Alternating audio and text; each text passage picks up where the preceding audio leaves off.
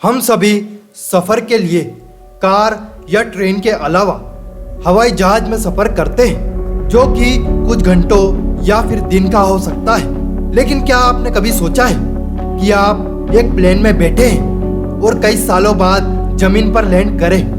हो सकता है आप चौंक जाएं। अगर नहीं, तो आज हम आपको जिस प्लेन के बारे में बताने जा रहे हैं, जिसे सुनकर आपके पैरों तले जमीन खिसक जाए, क्योंकि इस प्लेन ने 1 या 2 साल के बाद नहीं, बल्कि पूरे 37 साल बाद धरती पर लैंड किया। जी हाँ, ये बात है फ्लाइट नंबर 914 की।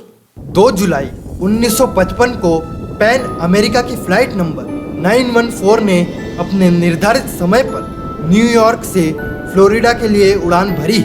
इस समय मौसम बिल्कुल साफ था। इस दौरान उस फ्लाइट में मौजूद 57 लोग सवार थे।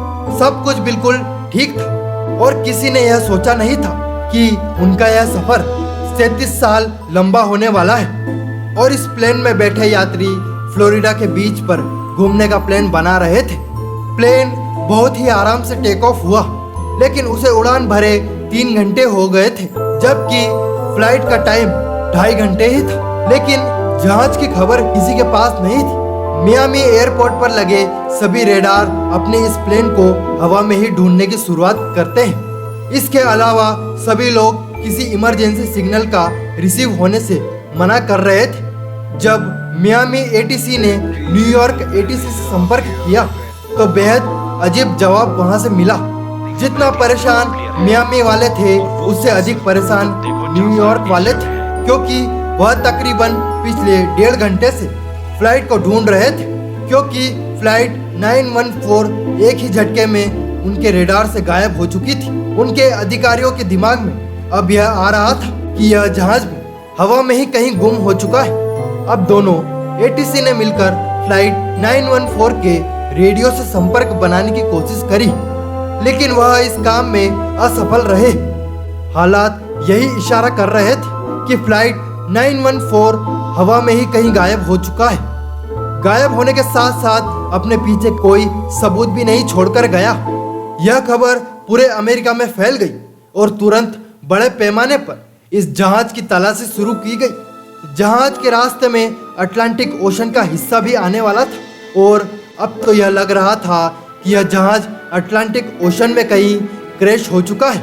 इसलिए सबसे पहले समुद्र में कई रेस्क्यू टीम को भेजा गया और सभी कोस्ट गार्ड अपने अपने इलाके के पानी को स्कैन कर रहे थे। लेकिन उन सभी की यह मेहनत बेकार गई। प्लेन की खबर तो छोड़िए, प्लेन का मलबा भी वहां किसी को दिखाई नहीं दिया। जांच पूरी करने के बाद अधिकारियों ने प्रेस कॉन्फ्रेंस बुलाई और दुनिया को यह बताया कि इस प्लेन में सवार यात्री अचानक गायब हो गए हैं और उसे ढूंढ भी नहीं पा रहे हैं। एक और प्रेस कॉन्फ्रेंस बुलाई, जिसमें अधिकारियों ने बताया कि यह जहाज क्रैश हो चुका है और उसमें बैठे सभी यात्री और 4 क्रू मेंबर्स की इस हादसे में मौत हो चुकी है। लेकिन उस प्लेन में बैठे सभी यात्री के रिश्तेदार को यह बात हजम नहीं हुई। वह सभी उस फ्लाइट के मलबे को देखने की डिमांड कर रहे थे, लेकिन उन्हें क्या पता था कि उन्हें उसका असली जवाब कई सालों बाद मिलने वाला है। फ्लाइट 914 के गायब हो जाने के कुछ दिनों तक लोग इसे लेकर कई तरह की बातें कर रहे थे, लेकिन बीतते समय के साथ साथ सभी फ्लाइट नंबर 914 के हादसे को भूल गए। लेकिन कहानी में ट्विस्ट तब आया जब 37 साल बाद 21 मई 1992 को कराकस वेनेजुएला के एक एयर ट्रैफिक कंट्रोलर ने रेडार में एक प्लेन को देखा। उस प्लेन को अचानक रेडार में देखकर ट्रैफिक कंट्रोलर परेशान हो गए, क्योंकि उन्हें समझ नहीं आ रहा था कि आखिर प्लेन अचानक रेडार में कैसे आ रहा है। एयर ट्रैफिक कंट्रोलर की टीम इस गुत्थी को सुलझाने में लगी ही थी कि 10 मिनट के अंदर वह प्लेन कराकस एयरपोर्ट के बेहद नजदीक आ गया, जो दिखने में बहुत ही पुराने मॉडल का था। इस दौरान प्लेन के पायलट ने एयर ट्रैफिक कंट्रोलर से संपर्क करके पूछा कि हम कहाँ हैं, जिसके जवाब में कंट्रोलर ने कहा कि आप कराकस एयरपोर्ट के पास। फिर एयर ट्रैफिक कंट्रोलर ने पूछा कि आपकी फ्लाइट कहाँ से आ रही है, जिसके जवाब में पायलट ने कहा कि यह पैन अमेरिका फ्लाइट नंबर 914 है, जिसने न्यूयॉर्क से उड़ान भरी थी। इस फ्लाइट में 4 क्रू मेंबर्स और 57 यात्री मौजूद हैं। एयर ट्रैफिक कंट्रोलर और फ्लाइट 914 के पायलट के बीच लगातार बातचीत चल रही थी। इस दौरान पायलट ने बताया कि उन्होंने 2 जुलाई 1955 को न्यूयॉर्क से उड़ान भरी थी।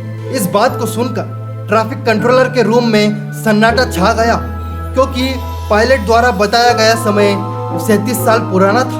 खैर, सभी बातों को साइड में रखकर पैन अमेरिका की फ्लाइट 914 को कराकस एयरपोर्ट पर लैंड कराने की इजाज़त दे दी गई।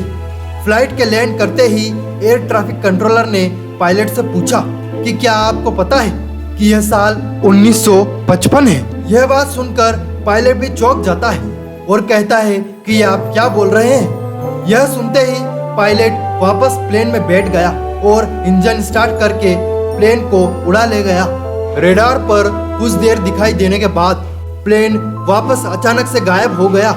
एयर ट्रैफिक कंट्रोलर की पूरी टीम हैरान थी, क्योंकि उनके सामने चंद मिनटों में जो कुछ हुआ वह बिल्कुल अविश्वसनीय था। कोई समझ नहीं पा रहा था कि पैन अमेरिका की फ्लाइट 914 37 साल बाद कहां से आई और फिर अचानक कहां गायब हो गई। उसके बाद उस फ्लाइट का आज तक कुछ भी पता नहीं चला।